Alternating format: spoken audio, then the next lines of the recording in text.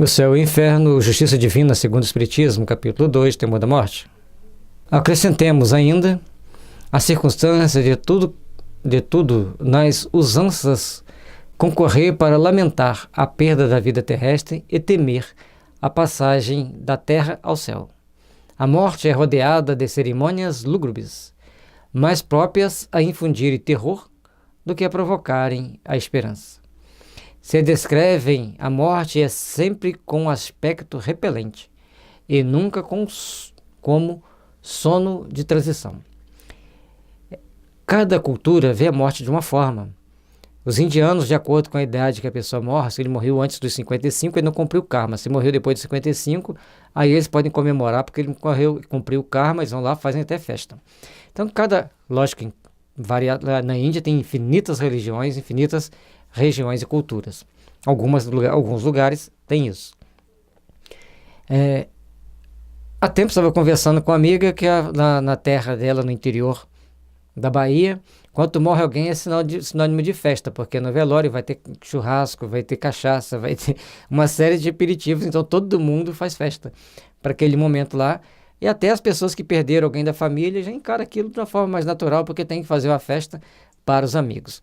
Então são coisas assim bem culturais, mas na grande maioria é aquela parte lúgubre, que a morte é um fim, um sofrimento. Não se sabe o que vai encontrar do outro lado. Ainda bem que é assim para não fazer tantas asneiras, porque se não fosse sendo cheio de medo, ainda tomam atitudes inconsequentes, imagine se não tivessem medo.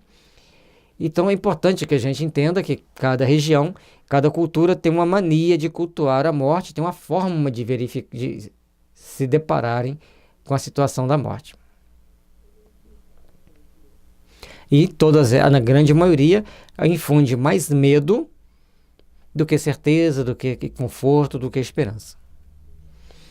Todos os seus emblemas lembram a destruição do corpo, mostrando o hediondo e descarnado. Ou seja, a morte vai mostrando a destruição do corpo, vai mostrando ele cada vez mais terrível, cada vez mais em situações deploráveis, até chegar só aquela caveirinha. Então, o símbolo da morte normalmente não são muito agradáveis ao olhar, nem muito bom de se pensar sobre eles. Respeitemos cada um com seu ponto de vista, cada um com a sua forma de encarar esse momento da morte. Nenhum simboliza a alma desembaraçando-se radiosa dos grilhões terrestres. Hoje até que já tem algumas pessoas que mostram assim, a alma pairando sobre o corpo, aí já chega ali procurando se aprumar, já tem fotos da alma assim, na colhida. Então já começamos a pensar, já estamos melhorando nisso ali. Mesmo às vezes as pessoas não sendo espírita, mas elas entendem que tem algo mais, que aquele algo mais é amparado, socorrido. Mostra que a humanidade está crescendo, mas nós vamos crescendo de uma forma exponencial. E as nossas necessidades às vezes são geométricas. Então, mas temos que ter paciência para que todos cresçam no momento certo de estarem entendendo a vida e suas particularidades.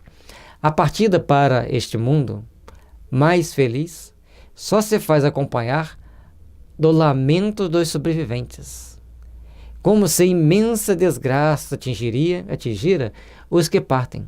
Dizem-lhes eternos adeuses, como se jamais devessem revê-los. Na realidade, quem fica é que está na situação pior. E as pessoas lamentam o outro que partiu, que saiu da prisão. A vida na Terra é uma prisão. Mas, logicamente, que essa prisão é necessária para a nossa depuração, para o nosso aperfeiçoamento, para o nosso momento de reflexão sobre aquilo que a vida traz para nós. Então, vamos procurar viver bem aqui na Terra, vamos procurar cultivar bem os nossos sentimentos aqui na Terra, para que possamos chegar ao mundo espiritual mais felizes, mais conscientes das nossas necessidades, mais conscientes das nossas possibilidades. E procurarmos entender na hora da morte.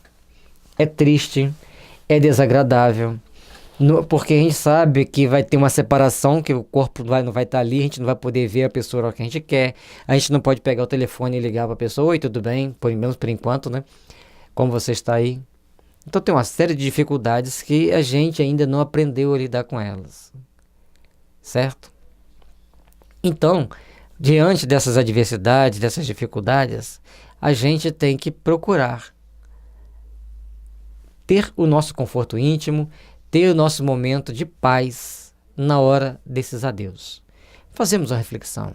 Procuremos nos instruir nas coisas espirituais. Procuremos nos confortar nessas coisas espirituais. Que aí nós vamos crescendo e aperfeiçoando para os dias de amanhã, para aquelas necessidades que todos nós temos. Lastima-se por eles a perda dos prazeres mundanos. Não vai poder comer uma feijoada. Não vai poder ir para as festas, né? Como se isso fosse muito bom. Como se não fosse encontrar maiores prazeres no além-túmulo. Nós conseguimos dimensionar todos os prazeres que temos no além-túmulo. Um deles é estudar. Pode ter certeza. Um deles é entender como nós podemos nos livrarmos das nossas mazelas, das nossas manias, aperfeiçoando-nos, melhorando-nos, para os grandes empreendimentos que a vida oferece para nós. A ideia de um futuro melhor apenas toca de leve o pensamento porque não tem nele raízes. Tudo concorre, assim, para aspirar o terror da morte, em vez de infundir esperança. Pense bem, se você viveu bem aqui na Terra, se você procurou fazer o bem, se procurou conviver bem com as pessoas, mesmo nas situações adversas, lógico que vai ter momentos que dá vontade de arrancar a cabeça de alguém. Tem outros momentos que a gente tem vontade de chutar o balde, como dizem. Mas na grande maioria das vezes a gente procura ser mediador.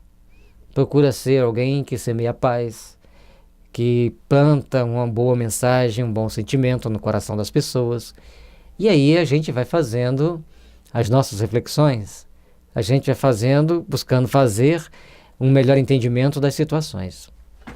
Então, a gente vai estar podendo, no mundo espiritual, por exemplo, visitar várias cidades. Já imaginou como devem ser as cidades nos céus da Índia? Da China? Da Rússia? Se as construções na Terra são construções magníficas para os nossos olhos, imagine o que eles constroem no mundo espiritual. Poder passear entre as cidades espirituais que tem nos céus brasileiros, cada uma mais bonita do que a outra também. Então nós precisamos aprender a desfrutar de uma boa consciência, de bons sentimentos, de uma boa educação espiritual.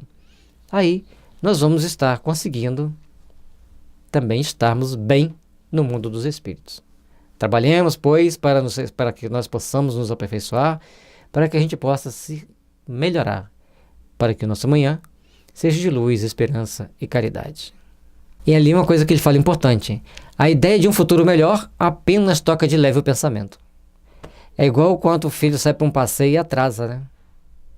Aí você olha para o relógio. Aí você pensa que passou enormidade de tempo, você olha para o relógio de novo, passou 5 minutos. E você começa a pensar um monte de besteira. Você não para refletir assim: poxa, ele está lá com os amigos, se divertindo, atrasou porque quis aproveitar, ouvir mais uma música junto com os amigos, com as amigas. Você só para pensar besteira. Então a gente pensa tanta besteira, nós nos acostumamos, nos condicionamos a pensar tanta besteira, que muitas das vezes a gente esquece da força do bem.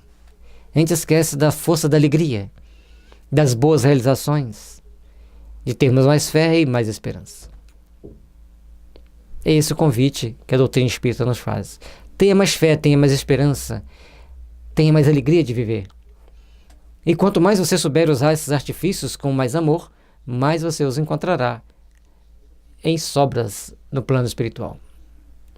Sem dúvida que muito tempo será preciso para o homem se desfazer desses preconceitos, o que não quer dizer que isso não suceda. À medida que a sua fé se for firmando, a ponto de conceber uma ideia mais sensata da vida espiritual. Então, à medida que a gente vai entendendo, que a gente vai compreendendo, que a gente vai raciocinando sobre a vida espiritual, a gente começa a ver, poxa, tem algo mais? É muito diferente do que eu estou vendo? E com esse jogo de forças, a gente chega então ao entendimento de que precisamos estarmos melhores, precisamos fortalecermos-nos para a paz íntima, para as realizações íntimas que todos nós precisamos, que todos nós temos a necessidade de procurarmos fazer o bem, de fazer o melhor possível, de procurarmos construir um mundo de fraternidade e de paz. Porque somente construindo esse mundo de fraternidade e de paz, nós vamos conseguir vivenciá-lo no mundo espiritual. Isso requer esforços constantes, estudo, reflexão, para que você possa entender, para que você possa despertar para um novo amanhã, para uma nova oportunidade de servir ao Pai.